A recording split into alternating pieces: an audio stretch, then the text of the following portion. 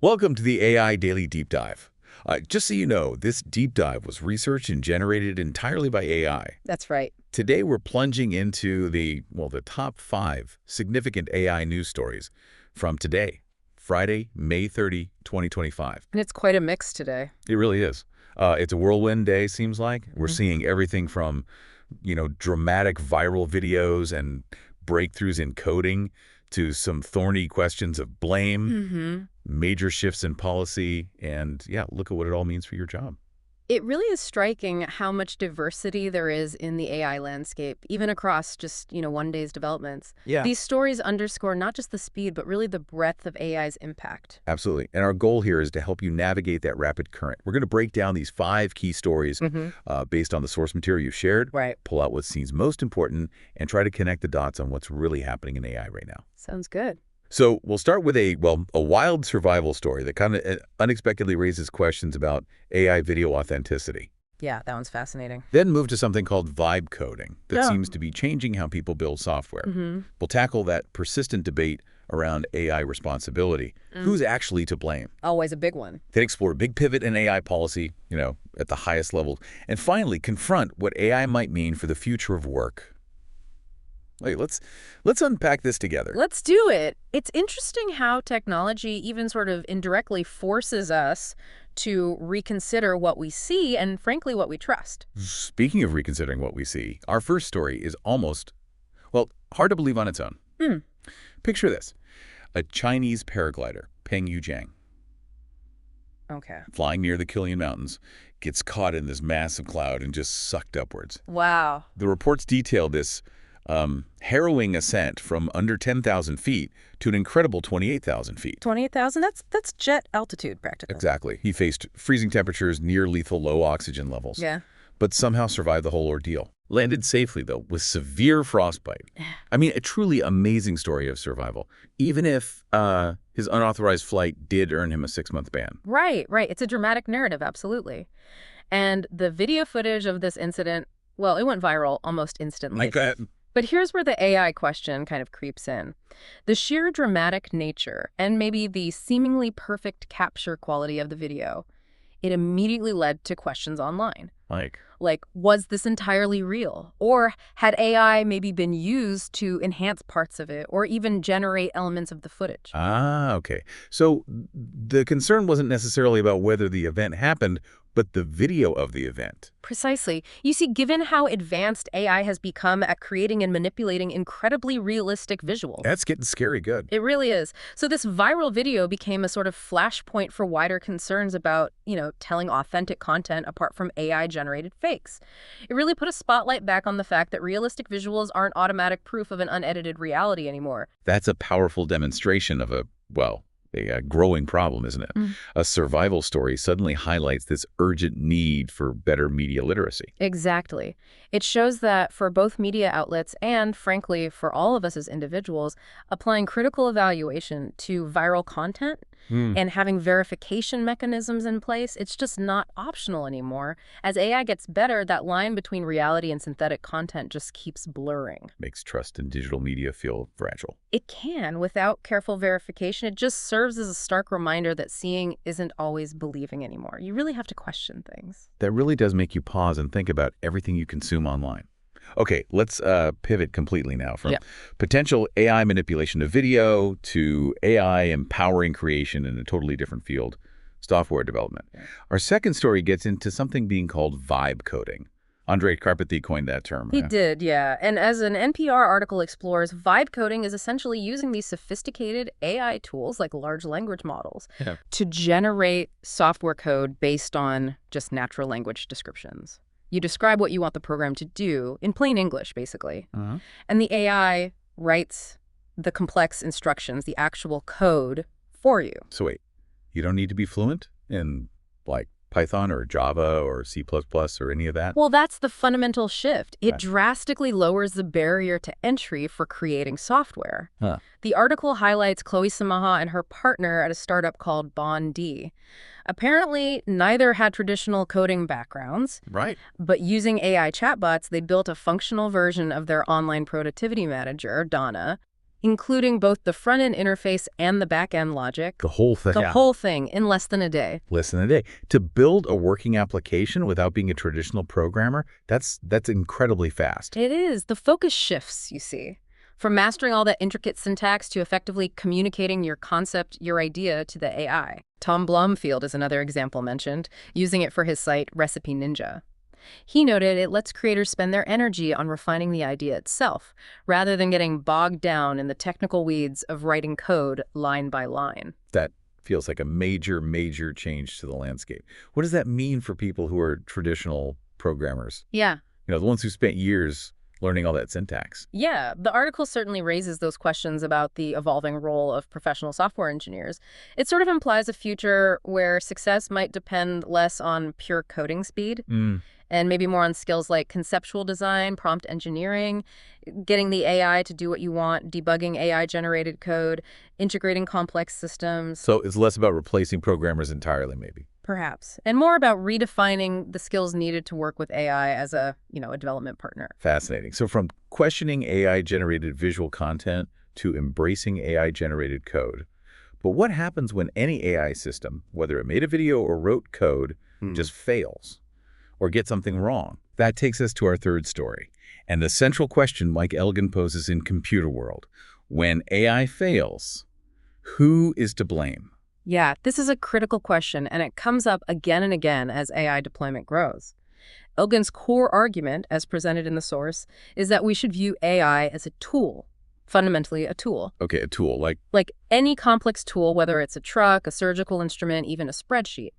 When something goes wrong with the tool, the ultimate responsibility typically lies with the human operator or the entity that deployed the tool, not the tool itself. So he's really pushing back hard against this idea that AI is some kind of autonomous thing that can bear responsibility on its own. Exactly. The article argues strongly against anthropomorphizing AI, treating it like a person. It emphasizes AI doesn't possess consciousness or intent or legal personhood. Right. The failures often cited as AI failures are frequently, when you look closer, actually failures in human design or oversight or just improper usage of the AI tool. And the source gives specific examples of this lack of human oversight, right? Like authors publishing books with, unedited AI content. Yes, it mentions authors like Lena McDonald, Casey Crown, and Rania Ferris, whose AI-generated passages apparently got included without sufficient review, leading to issues.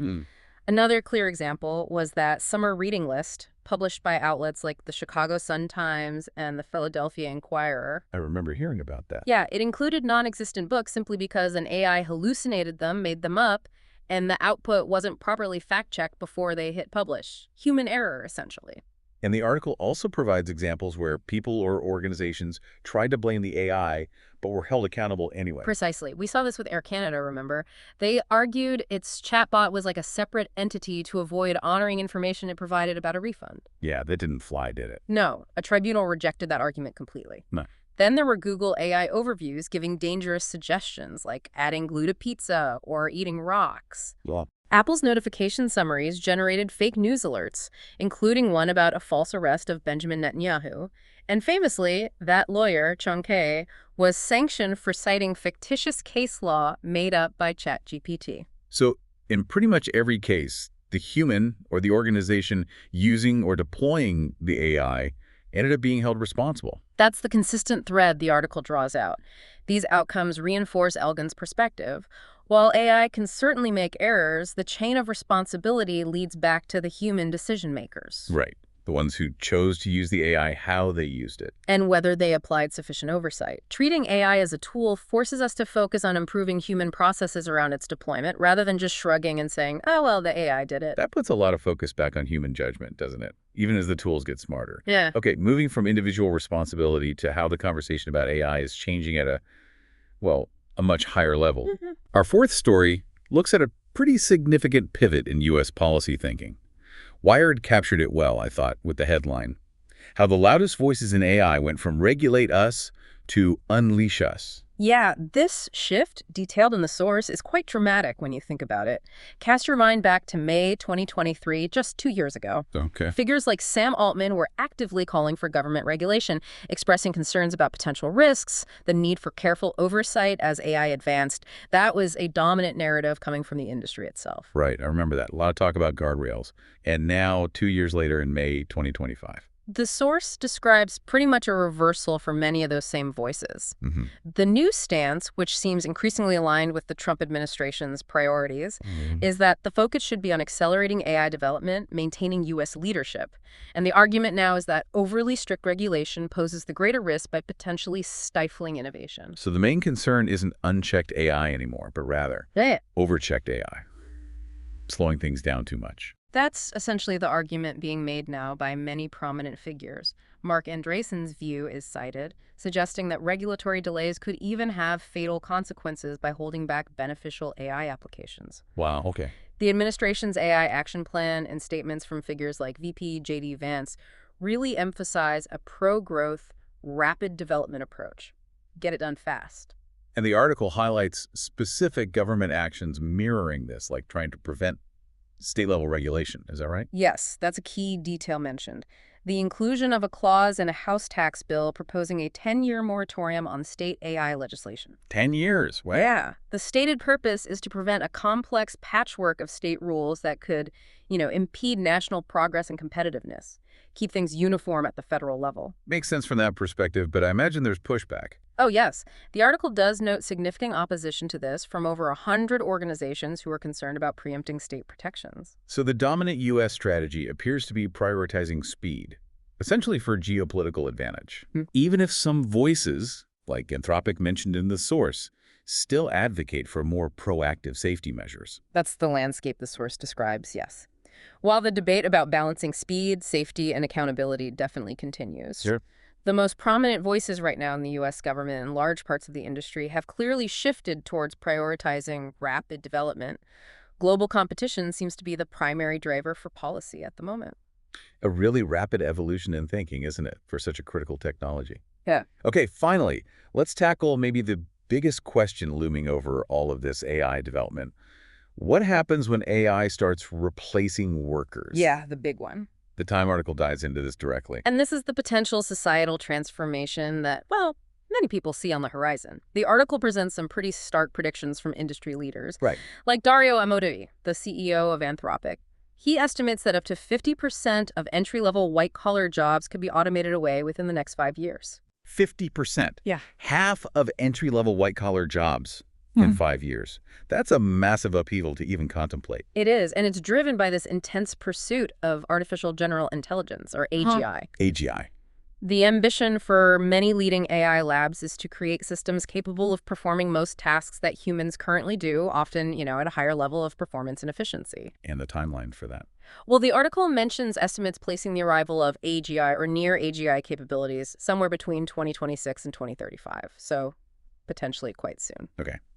If AGI reaches that level and can handle such a vast range of tasks, what does that mean for the traditional link between human labor and, economic contribution? That link could fundamentally weaken or maybe even be severed for large parts of the workforce. This is where the concern about widespread technological unemployment really comes in. The article introduces an interesting, if maybe worrying, concept called the intelligence curse. The intelligence curse. Yeah, it draws a parallel to the resource curse, where countries rich in natural resources sometimes fail to develop broadly because the elite don't really need the wider population for economic output anymore. Ah, I see. So an intelligence curse implies that if governments and corporations no longer need human labor for productivity, because AI can do it, right, they might deprioritize the welfare and development of their human population because they're less economically necessary. That's the core concern raised in the article, yeah. It's a sobering thought. It also examines universal basic income, UBI, as a potential response. Okay, give everyone money. Right. And while UBI could provide a safety net for basic needs, the article questions whether it truly addresses the deeper issue of societal participation and influence. Meaning? Well, work has historically been a primary mechanism, not just for earning a living, right? But for contributing to society, building community, having a voice, feeling a sense of purpose, UBI might not solve that potential loss of purpose and agency. So UBI might cover the cost of living, but maybe not the cost of meaning or power in a society less reliant on human work. That's one way the article frames the challenge, yes. It then presents some alternative visions advocated by some in the field. Okay. Instead of AI primarily replacing human labor, what if the focus was more on democratizing access to AI, enabling individuals to train and control AI tools themselves, perhaps using their own data? Like providing bicycles for the mind, as the article puts it. Tools that sort of augment human capability and empower individuals rather than just replace them. Exactly. The aim there is decentralized ownership and control over AI, viewing it as a tool for individual and collective empowerment, rather than solely a means for corporate efficiency or, governmental power. This approach, discussed in the article, seeks to strengthen democratic structures and ensure AI development aligns with human interests by keeping individuals central to its deployment and benefit. That definitely presents a significantly different path than one leading simply to mass job displacement. It suggests that the future isn't predetermined, right? It really depends on the choices we make now about how AI is developed, how it's governed, and how it's deployed in society. Well, that was certainly a deep dive. We've covered a really fascinating spectrum today, haven't we? We really have. From, a potential AI video controversy highlighting the challenge of authenticity online to vibe coding, completely changing the game in software creation, grappling with that fundamental question of human responsibility when AI is involved. Yeah. Witnessing a major policy pivot towards accelerating AI development and confronting the profound potential impact of AI on the future of work itself. Quite a day. These stories truly capture just how dynamic the AI landscape is and how quickly we are being presented with these critical questions that really require broad societal engagement. Absolutely. It really leaves you with a lot to think about. Perhaps the central challenge isn't just building smarter and smarter AI, but how we as humans adapt and apply these incredibly powerful new tools. That seems right. Maybe the real question isn't just what can AI do, but, what are we going to do with AI? That feels like the crux of it. A lot to consider indeed, and the pace isn't slowing down. Well, thank you for joining us for this deep dive. We encourage you to keep exploring these vital topics and keep asking questions.